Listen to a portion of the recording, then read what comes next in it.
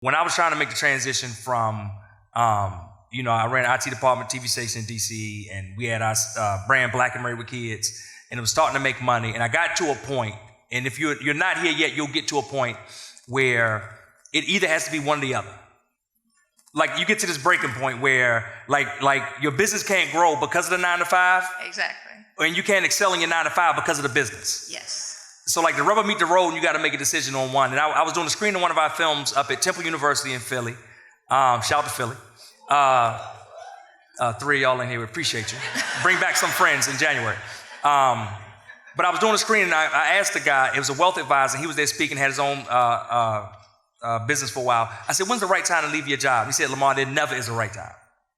So I think a lot of us wait for like that perfect wrapped up in a bow. And like every now and then somebody might get like, the company's downsizing and here's your 6-month severance and all that. But for 99% of people, like that ain't the case. So I just would say outline your goals, figure out, okay, this is what I need to actually be able to leave and sustain my family. I'm consistently bringing in enough money. Okay. Not like I hit 1 month, then the next month down. Like I consistently, without a shadow of a doubt, bring enough money. And what I had to look at is that if I'm doing this now, right, me and Ronnie are making this much in the business now when it's the worst of me. Mm-hmm. Meaning, hey, like I said, I got home, it was already dinner time. We had 4 kids under the age of 12.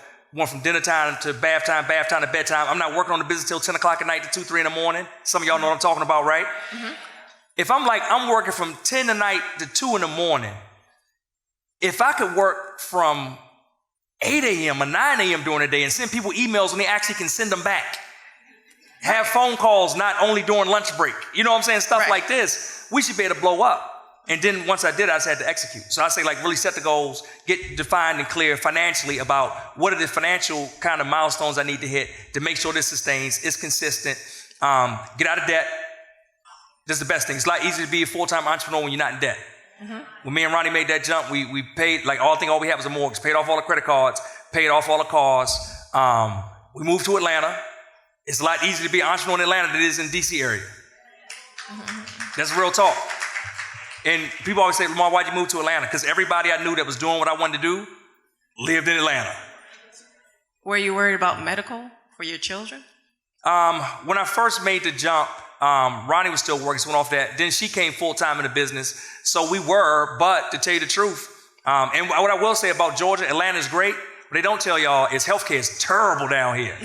They did everything they can to fight Obamacare, and they still doing it, so our healthcare system is jacked.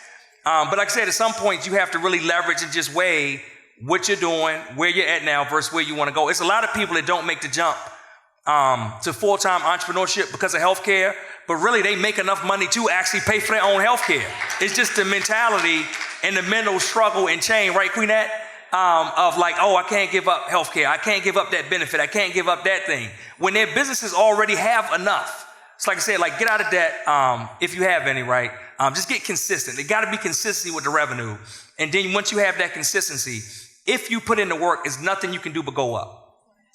Some people leave. The only problem I see, some people leave the jobs and don't put as much effort in their business as they did in their job. Mm-hmm. But I have no doubt that you won't do that you'll hit the ground running. So when it's the right time, make it happen. Congratulations, though, on your success. Thank you.